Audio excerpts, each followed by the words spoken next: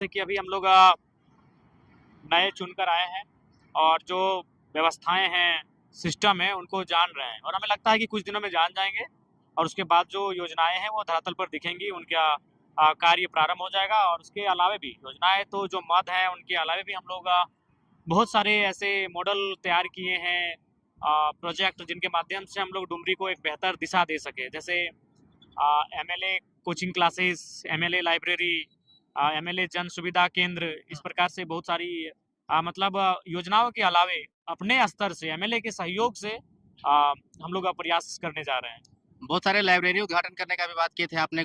Bouquet नहीं, book का भी कॉन्सेप्ट चलाया था, कितना दूर पहुंचा? हमको लगता है कि एक आधा कमरा तो बुकों से भर चुका है, बस समय नहीं मिल पा रहा है। देखिए आज हम एग्जाम देने के बाद से अभी तीसरा दिन है, हम नहा तक नहीं पाए हैं। तो जिस दिन हमें थोड़ा सा चीज़ों को बैलेंस कर लेंगे और बैलेंस करने के बाद हम जो लाइब्रेरी का विषय है, कोचिंग क्लासेस का विषय है, उनको विधिवत रूप से प्रारंभ करेंगे। अच्छा, पंचायत वाइज खोलिएगा लाइब्रेरी कि प्रखंड वाइज, किस प्रकार नहीं, से? देखिए फिलहाल हमें लगता है कि एक जोन वाइज हम लोग डुमरी विधानसभा की बात करें तो हम लोग फिलहाल 5 जोन में तब्दील करते हुए प्रयास करेंगे। उसके बाद जैसे-जैसे सफलता मिलेगी और ज़रूरतें होंगी उसके अनुसार हम लोग आगे ढलने का कार्य करेंगे। थर्ड एनुअल रिपोर्ट सबमिट करने के लिए गए थे, क्या कुछ कहेगा पीएचडी के बारे में? देखिए मैंने पहले ही कहा है कि एमएलए बनने के लिए मैंने 2 साल मेहनत किया, संघर्ष किया, लेकिन पीएचडी के लिए मैं लगातार पिछले 4-5 सालों से संघर्ष कर रहा हूँ। तो इसलिए पीएचडी भी मेरी भावना से जुड़ी है और उसे कंप्लीट करना है।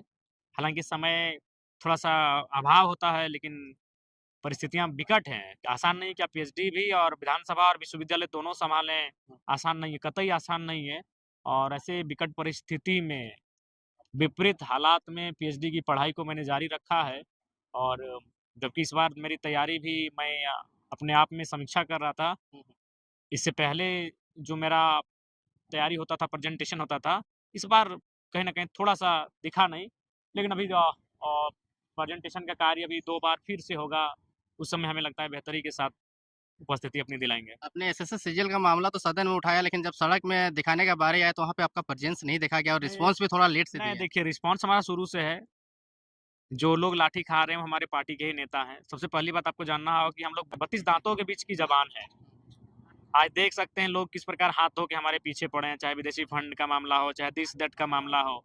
तो ऐसे में हमें 11 लाख उम्मीदों को भी ज़िंदा रखना है। हमें एक एमएलए हमारा चुन के गया है, सदन में भी हमारी उपस्थिति होनी चाहिए। देखिए आखिर सीआईडी जाँच का आदेश कहाँ से हुआ? सदन में सवाल उठा। हमारे अलावे भी 1-2 नेताओं ने उठाया था, हम ये नहीं कह रहे हैं। लेकिन सदन में जब बातें उठी, तभी सीआईडी जाँच की सरकार ने उस ओर रुख अग्रसर किया। उसके बाद देखिए अगर हम आ जाते, तो खुद मीडिया हमसे सवाल करती कि आप इसका मतलब न्यायालय को नहीं मानते हैं, आप इसका मतलब सदन को नहीं मानते हैं। सदन में जब बात हो चुकी है जाँच की, तो हमारा वहाँ काम हो चुका है।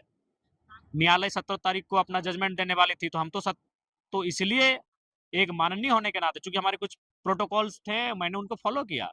और जो भी हमारी मैंने पहले कहा सदन की टीम हमारी रहेगी, सड़क की भी टीम रहेगी। सड़क की टीम भी आज जो धरने के प्रदर्शन के माध्यम से जो लगातार कार्य कर रहे हैं, तो हैं वहाँ पे भी हमारी टीम अलर्ट है। हमें लगता है कि अभी हर किसी को जो सरकार की सोच का हो या विपक्ष की सोच का हो, चाहे वो कोई व्यक्ति रहे, आज के दौर में बहुत कम लोग हैं जो स्वतंत्र हैं। ऑटोनोमस बहुत कम लोग हैं, वो कहीं न कहीं किसी की गोद में है। तो सबको तकलीफ हो रही है ज़रा, यही तो डर था ना। आखिर क्या मामला था कि कोई जीत गया है जेल कैंप से, 4 विधायक जेल कैंप का आ जाए, लेकिन जयराम महतो नहीं आना चाहिए। वो आएगा, उसके सवालों का, उसके तर्कों को पूरा देश सुनेगा और वो एक बड़ा नेता बन के उभरेगा। तो इसलिए सब घबराए हुए थे कि ये सदन में नहीं आना चाहिए। आज यही था कारण था कि कोई 3 लाख में पैकेज डील होता है, कोई 9 लाख में, कोई 12 लाख में पैकेज डील होता है। हमारे खिलाफ जाके तमाम इंटरव्यू लेते हैं, ये वो करते हैं। तो एक माहौल वो बनाने का अच्छा वो लोग जो स्क्रीनशॉट वायरल कर रहे हैं, उसमें क्या लिखा है? 17,000, किसी में 10,000, 12,000 ये फंडिंग होता है जी। फंडिंग का मतलब होता है अरबों रुपए। डीसी को लेटर लिखा गया है। कोई दिक्कत नहीं है, हम साँच को आँच क्या, हम तो एक ही लाइन जानते हैं, साँच को आँच क्या, करें जाँच। आइए, डीसी ऑफिस में जाँच होगा तो डीसी ऑफिस से हम अपना डॉक्यूमेंट लेके आएँगे। जहाँ जाँच होना है, हम जाँच के लिए तैयार हैं। जोड़-घटाव किए, कितना पैसा आया था विदेश से? विदेश से नहीं आया था भाई, जो प्रवासी मज़दूर हाँ, हाँ, हैं, प्रवासी लोग। अनुमान और एग्ज़ैक्ट नहीं कह सकते हैं। जितना उनका स्क्रीनशॉट आया था, उसके हिसाब से हमारे ज़हन में अभी तक 10, 7, 22, 15, 50,000 से 60,000 हमारे ज़हन में है। हुँ। चूँकि जो स्क्रीनशॉट हमें दिखेगा, वही ना हम कह सकते हैं। उसके अलावा इंटरनली ₹10 ज़्यादा है, ₹50 ज़्यादा है, वो नहीं कह सकते हैं। तो ₹50,000 ₹60,000 तो यार, वजह से फंडिंग नहीं ये करें। माने फंडिंग का मतलब क्या है? फंडिंग का मतलब है कि अरबों रुपए, करोड़ों रुपए। यार हमारा टोटल हमको लगता है कि टोटल कितना था 33 या 34 लाख का तो हमको लगता है टोटल था। 2 विधानसभा मिला के हमको जो कनेक्शन हुआ था 33-34 लाख का था। तो वो कोई फंडिंग नहीं होता है वो। और उसमें से हमको लगता है कि तो जो झारखंड के हैं वे लोग भी बहुत ज़्यादा दिए थे। 30, 40, 50, 10, 15 जो भी जैसा जिसको बुझाया। देखिए जाँच को कोई आँच नहीं है। जाँच के लिए हम बिल्कुल चुनाव आयोग की जो टीम आएगी उसका भरपूर सहयोग करेंगे। जो बोकारो जिला की डीसी मैडम है उनका भी भरपूर सहयोग करेंगे। बिल्कुल वो कभी भी हमारे नाम से चिट्ठी जारी करे। हमारे या तो टीम अगर ज़रूरत हुई तो हम एकदम साँच को आँच नहीं हम जाके खुद जाँच में निस्संदेह। एकदम मुस्कुराते हुए उस जाँच में भाग लेंगे।